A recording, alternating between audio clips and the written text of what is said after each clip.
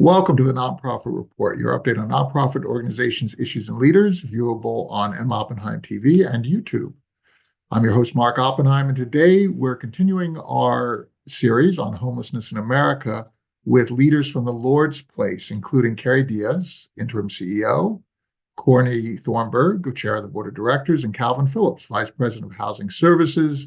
Thank you all for joining us. It's great to see you, and let's just jump into it.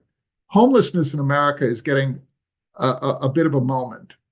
People have become really aware of this issue at this point in time, but we have actually ignored an issue that has been nascent in our country for decades. Let's talk a little bit about how you see the issue of homelessness in the country, and in particular in Palm Beach County. Kerry, would you like to sort of start us off? Sure. So have you ever been to Palm Beach County, Mark? Yes. Okay. So you know it's beautiful, right? Oh, yeah. So I think Palm Beach County, it highlights sort of the hidden nature of homelessness, but that it also can impact all of us.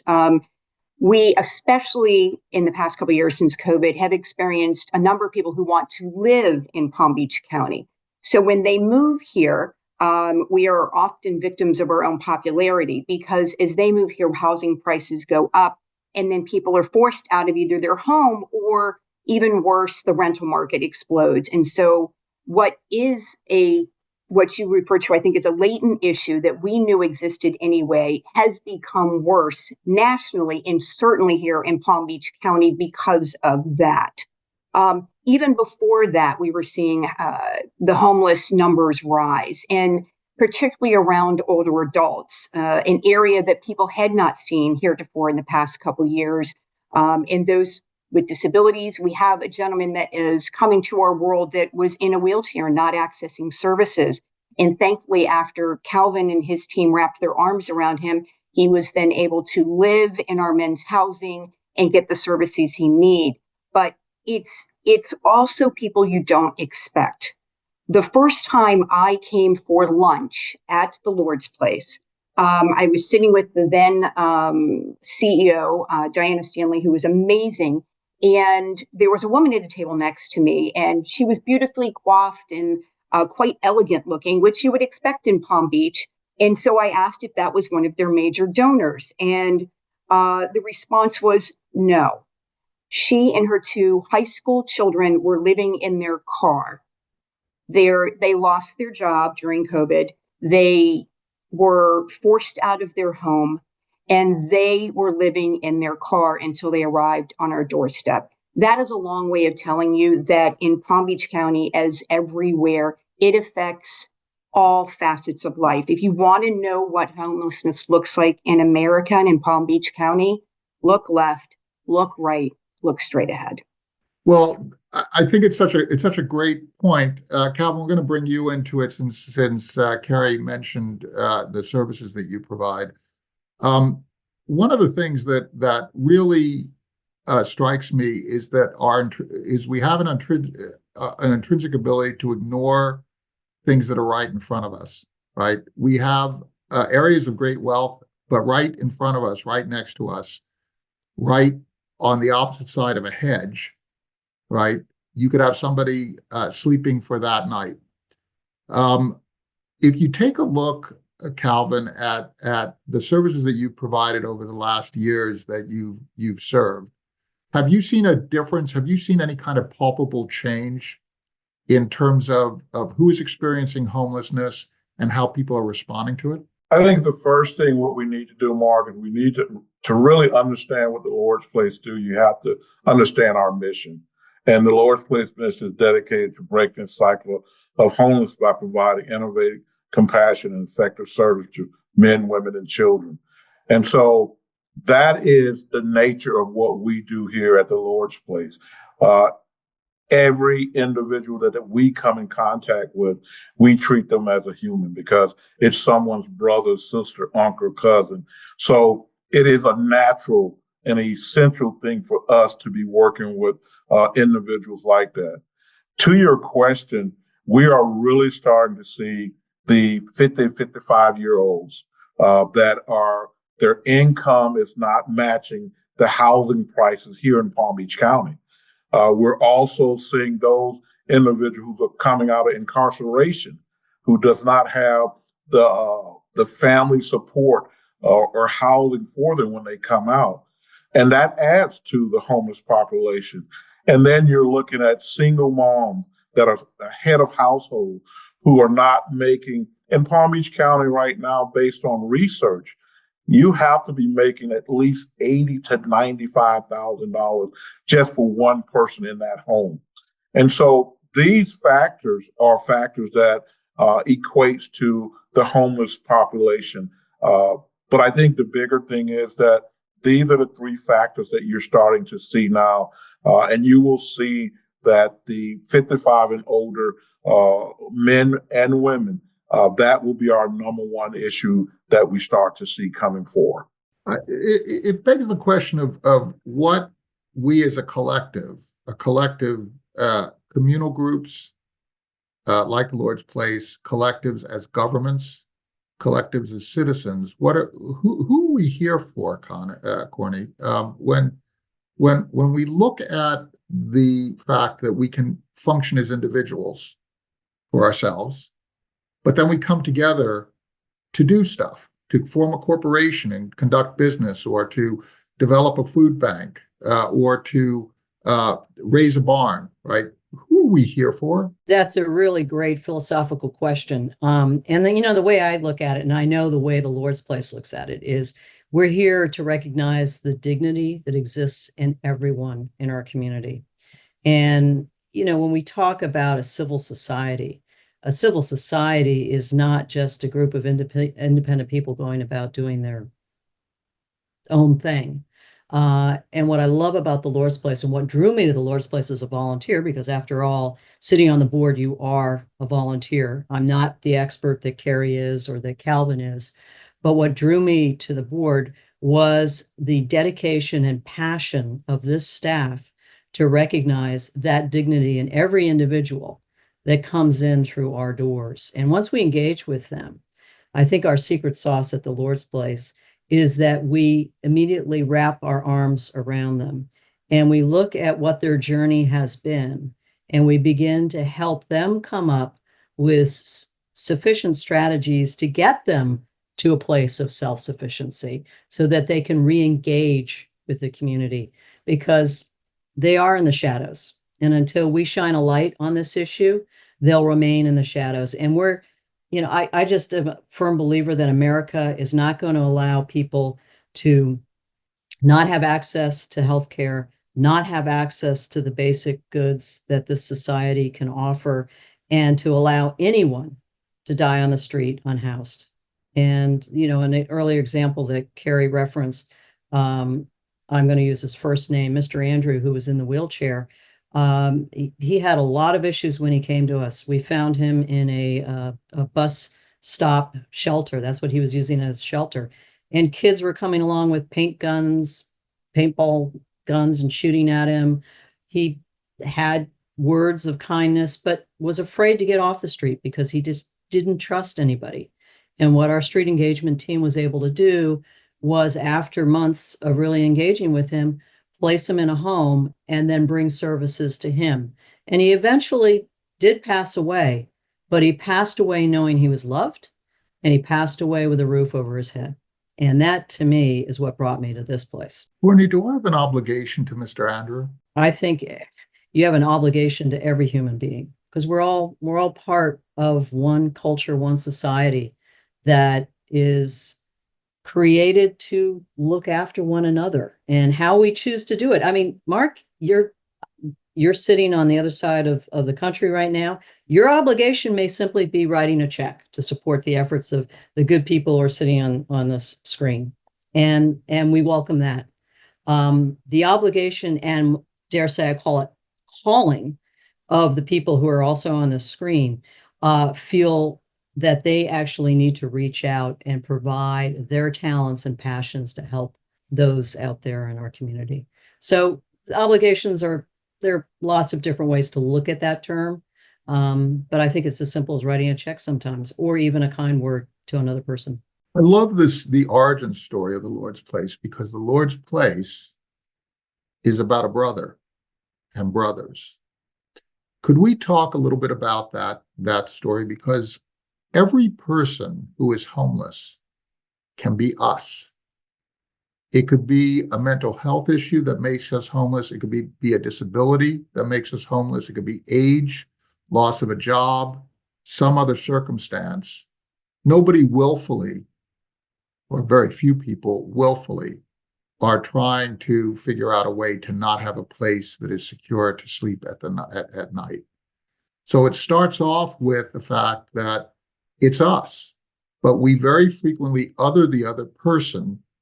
Those kids who are shooting paintballs, they aren't evil kids. They're just ignorant, right?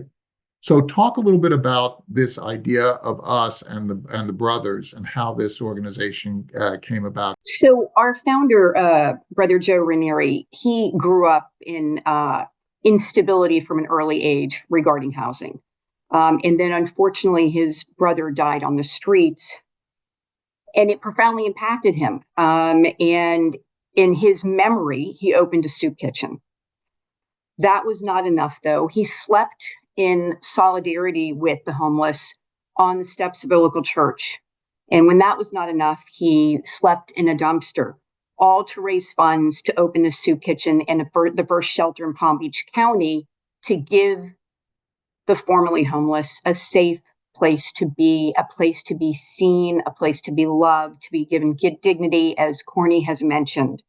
And that was the genesis of the Lord's Place. And I, in my mind, I think of it as like from soup to nuts, because we started off as a soup kitchen, and now Calvin referenced some of the services, the breadth of services, and the way we're able to wrap our arms around clients that come in and spend time with them, figure out what their distinct needs are, and then either we provide them under our roof many of those services, or we have very strong relationships with other community providers that can meet their needs.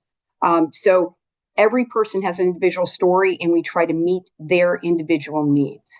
I'm just going to jump in, because one thing I think needs to be clarified is our name is unusual, the Lord's Place. It sounds as though we are affiliated with maybe an archdiocese. We're not. We're actually a non-sectarian. And the reason we got the name, interestingly, is when Brother Joe, who was a deacon of a church, was sleeping in the dumpster, he wasn't getting a lot of traction. You know, a few people would throw a few checks in. So he said to himself, you know what? Said to the man upstairs, if you help me, I'm going to name whatever I create after you. And wouldn't you know it, all of a sudden some people came, recognized what he was doing, started supporting him. A month later, he had raised sufficient funds to open that soup kitchen. And from there on out, everything that evolved from that soup kitchen was known as the Lord's Place. And now the campuses that we have 10 major campuses and a number of scattered housing sites throughout the county, all riff off of this notion of place. So there's our family campus is called the Alexander Place. We have a series of women's campuses known as Burkle Place. So every campus we have maintains that sense of place, all under the umbrella of the Lord's Place. So it's been a nice unifying element for us and for the work we do. And it's been something that our clients very much recognize. And for many of them during their recovery, their deep abiding faith helps them get through recovery, even though we do not have a church affiliation. In order to solve homelessness, it will not be a one agency, one person job. Will be a major collaboration, what Kerry was talking about. And so we do our part by providing, right now we own or rent about 15 graduate or supportive housing for our homeless population. We have about 47 scattered sites, which means that we have maintained a great relationship with the landlords in order to place our most vulnerable clients, which those are the ones you're seeing pushing shopping carts, sleeping in dumpsters and underneath the bridge. that gives us an opportunity to serve at least 275 individuals a night.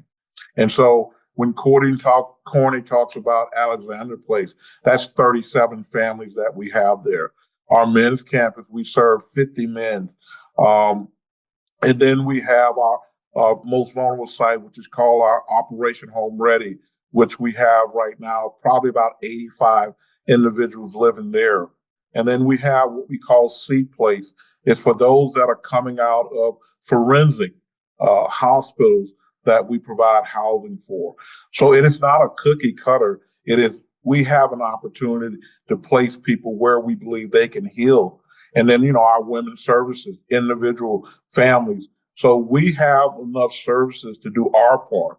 But in order to solve homelessness, it's a collaboration, and it must be a community, state, local collaboration to solve homelessness. I love the points that you're making, Calvin, and in particular, the idea of seeing the individual. If you don't see the individual, if you treat them as if they're data, or if you treat them as if they're some sort of generic thing, they will detect that.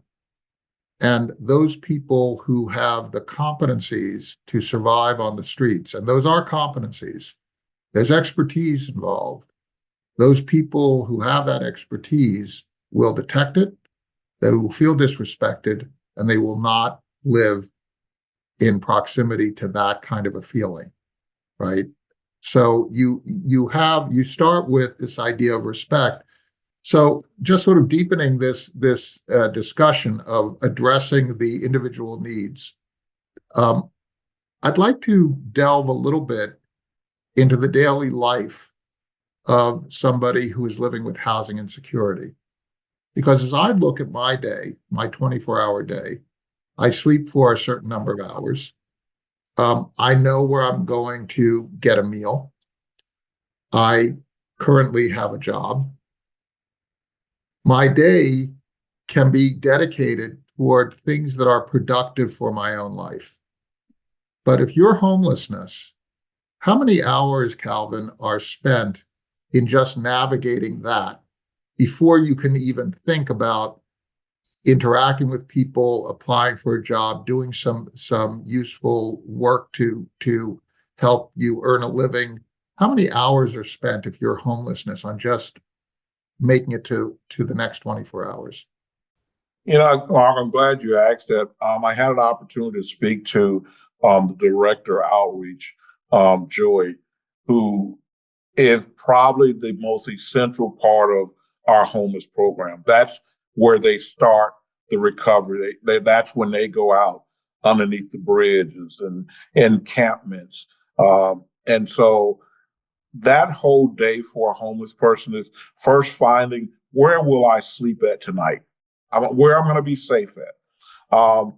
The individual who's coming out to see me, to assess me, can I trust these individuals? Because I've had multiple people come out to see me, but they never come back. The difference between the Lord's place is we come back every day, because we want to make sure we have a strong engagement with that individual. So somebody like that, they're spending hours and hours trying to figure out, who do I trust? Where can I get my next meal? Where can I go to someone who's not going to put up barriers? Because I may have a substance problem. I may have an addiction. Where can I go that someone will give me an opportunity to get housing? So there's a lot of things in the forefront before we can even move forward in having a productive conversation.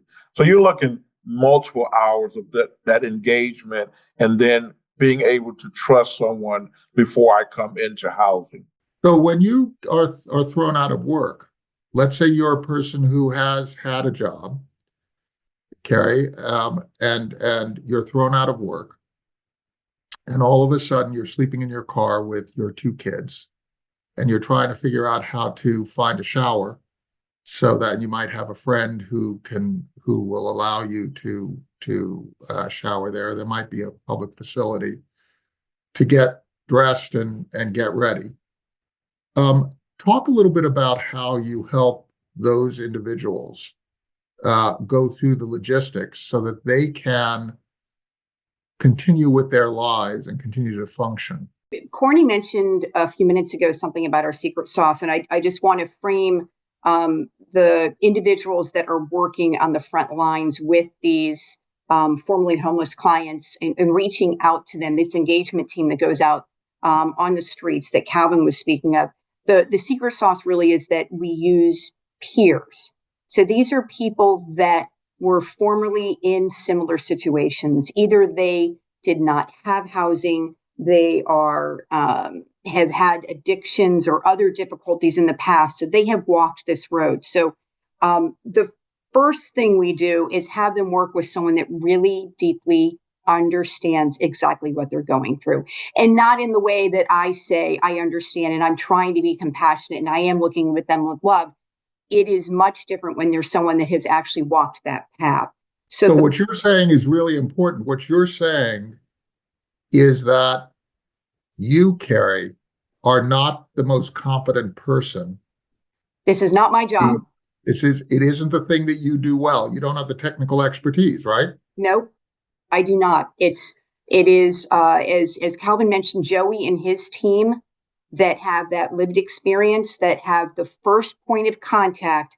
If you can't develop that trust and understanding, then we can't really help them on their journey, right? They have to be able to trust us to navigate, and then they can be navigated to all the services, and we can help them break down barriers to access those services. So what happens if you have a technical expertise, Cornie, to solve a problem, but that technical expertise does not translate into some widget or product that other people will buy on a commercial basis? Yeah, this whole conversation to me really revolves around how do we truly break the cycle of homelessness? And I'd like to use the metaphor of the rushing river. And if you think of a bunch of people who are on the bank of a rushing river, some have more expertise than others in staying upright and avoiding falling into that river. We're called in to catch the people who fall into the river of homelessness. And once you slide off that bank because you don't have that month's rent, so you face eviction and you get thrown out of the house into the river, you get fired from your job, you suddenly can't make ends meet. You're sick, you break your leg. You get a health issue and you can't pay for that recovery, you're out of work, you can't earn anything, you fall into that river. So one of the new tactics that we're starting to investigate and work with other partners, and I think probably Kerry and Calvin can speak on this, is this notion of diversion. Providing the rent to avoid eviction so that you don't fall into the river. Because once you fall in the river, you're half drowned. We come there, we try and pull you out. We have to resuscitate you. We have to kind of get your mind back to where it was because it's all scrambled. You've had a life-threatening experience. Change, clothe you because your clothes have been ripped off from the currents in the river. All this costs a lot more money than if we were able to put a rope around you to keep you from falling into that river. So diversion is a great technique to prevent homelessness from getting worse and being a very, very costly issue to address. And you're talking about a concept that is really as old as us helping those of our neighbors, those of our families who are in need, right? It was called prevention. It could be called diversion. It could be called all sorts of different things, but it's basically this idea on a purely, let's take the heart out of it, on a purely heartless cost benefit analysis basis. It's way smarter to stop this from happening before the cost of recovery escalates beyond our ability to pay for it. But we are in that situation. One of the things that I'm wondering about is, we all would like these problems to just disappear and not be in my backyard. Are you finding that people in your communities that are served, and this is, Palm Beach has some very prosperous citizens. Are you finding that there is a bit of that not about my backyard, or are people coming together? Are they? How are you seeing the community of people who are not homeless respond to the community of people who are homeless, who are also their neighbors. Could you just each comment on your perspectives? I would say it's really an education issue. And, my background is finance and marketing. And so I do look at dollars and cents. And quite frankly, what the Lord's Place does makes economic sense.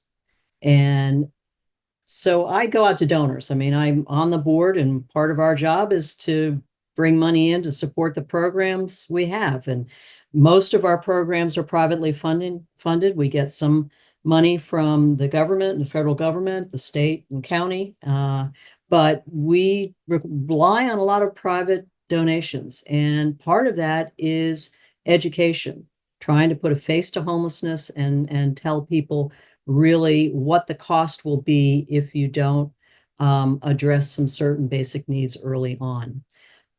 So yes, I think there's a lot of the population that is frankly just ignorant of what some of the issues of not addressing homelessness will do to their community.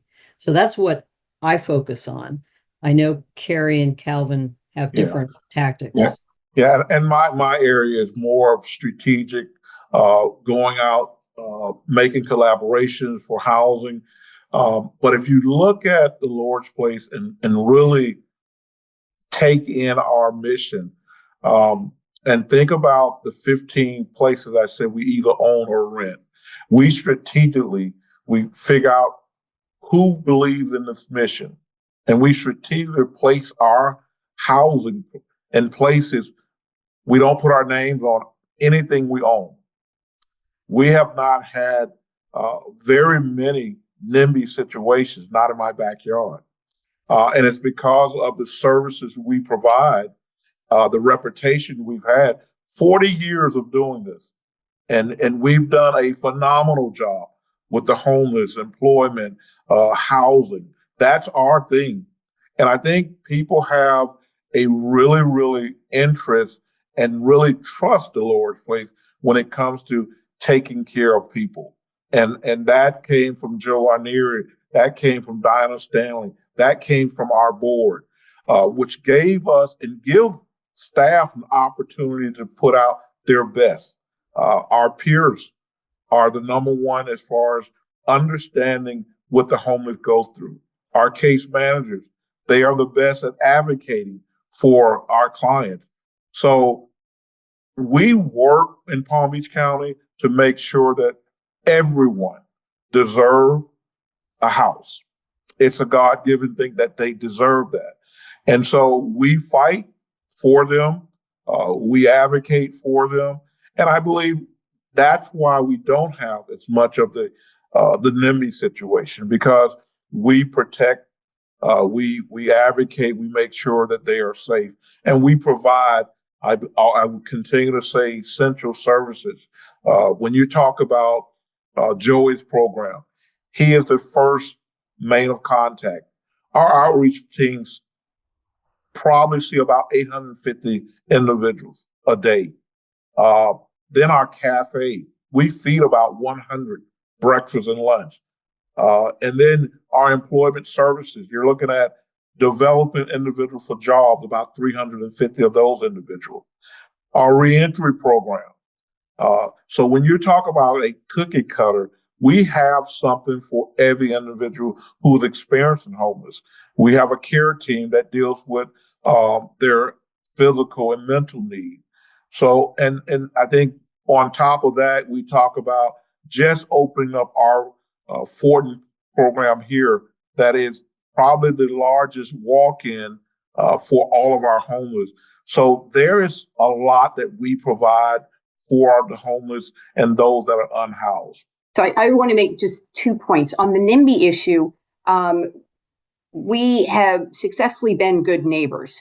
In the face of that, we did have pushback when we were building a facility in the past couple of years. We overcame that pushback by rallying our supporters in that community that believed in us and had seen the good work we had done. Now, we are now there, we are ensconced, and we are one of the best neighbors that neighborhood has ever seen. So much to Cornie's comment about educating people, we have to just keep walking the talk and doing the work and showing people that we as an organization and our clients can be good neighbors, and that investing in us is a good investment. And I believe the statistic is that a night in the county jail is $134, but a night stay at the Lord's Place is $67. So we are a wise investment. We're a good neighbor. And I think, as Calvin mentioned, 40 years of proving this to the community. So we are a trusted source. So I love the points that you're all making together. I think that this idea of understanding that society isn't disposable, that place isn't disposable. We dispose of too much stuff. We dispose of plastic wrap blithely that wrap our food, and then we're surprised that those microplastics end up in the food chain, right? So we've got to change ourselves, right? And that's what you're all saying. You're saying that you're part of the part of this process is not just to treat the people who are homeless. It's to treat us all who have ignored the problem of homelessness and get us involved in healing ourselves and healing our communities, isn't it, Cornie? Yes, Mark, you've hit the nail on the head, in my opinion. I mean, we really need to have a conversation, not just in Palm Beach County, but in our country, about what I think is an easy solution to homelessness, right? Providing people with homes. And how do you do that? You provide affordable housing. And that has been a shortfall for how many years? And until we really develop affordable housing, we're going to continue to have very expensive solutions to deal with people's lives who have been destroyed because of life events that through no, really, usually not because of what they've done, but what has been an unfortunate circumstance, puts them in a position where they fall into that river of homelessness. And then we're out there fishing them out. We also have to have affordable communities, right? It's not just housing within unaffordable communities, but affordable communities and how that all works. So we need to really talk about this. And this is just one part of the dialogue, this type of program. You're doing a lot more every day. Let's go around the room and just sort of on a final word basis, starting with Cornie, then Kerry, and then Calvin will exit with your final words. If there's one thing, Cornie, that you would advise us all, anybody who's listening to this, anybody who's watching it, me personally, what should I be doing to help this organization and this cause? Well, I'm going to wear my board chair hat. And the first thing, anybody who's watching this, is support the Lord's Place. And there are a couple ways you can do that. Obviously, we need money to continue these programs. So I'd encourage people to write a check. It's very easy to do and send it to us. If you are moved by what you've heard today or what you've seen locally, volunteer. And there are many opportunities to get involved with the Lord's Place. We don't run a soup kitchen, but we do run what we call Joshua's Cafe. And that is an opportunity for people to come in off the streets for breakfast and lunch. And they are seated at a table with silverware and glassware and china. And we serve them. And the people who serve them are volunteers. They could be a volunteer just like me. And so that is a great way to sort of get a firsthand experience with somebody who is really in your community that you might not have ever seen before or come in close contact with before. There are, of course, myriad other ways of volunteering. We just had a march to end homelessness that went through downtown West Palm Beach, and we all donned our signs and walked by the courthouse and wound up in the main center of town and had a little rally. So that's another way. It's just to make your voice heard. So a couple ways I think that people can get involved. Taking care of your neighbors, right, Kerry? Yes, absolutely.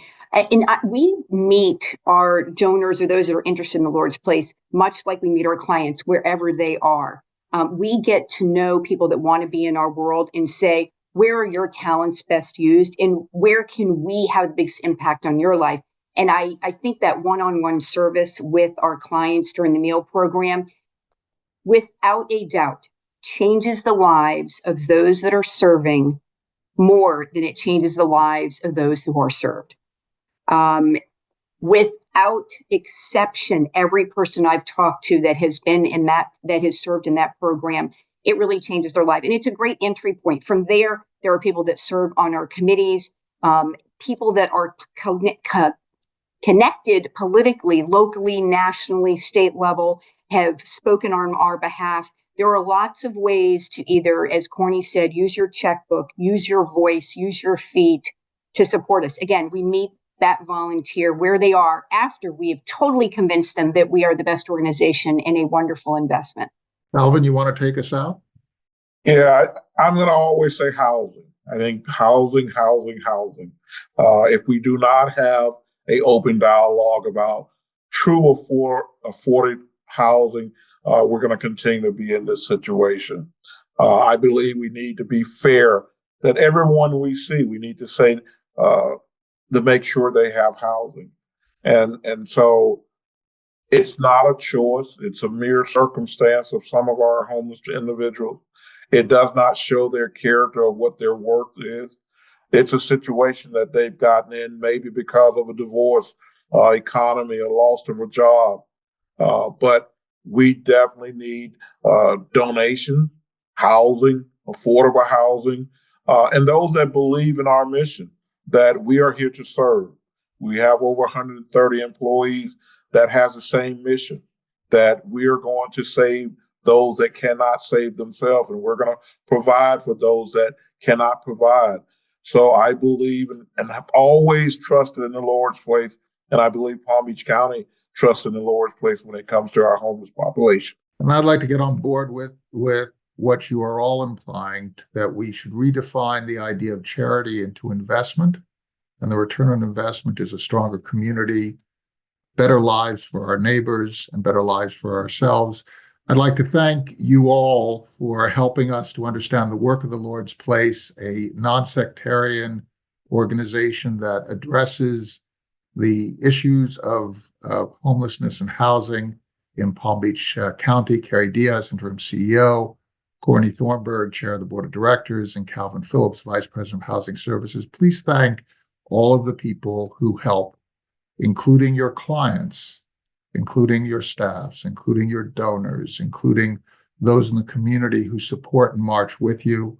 Your work is so very important to the country and so very important to Palm Beach County. Thank you. Thank you so much for your help.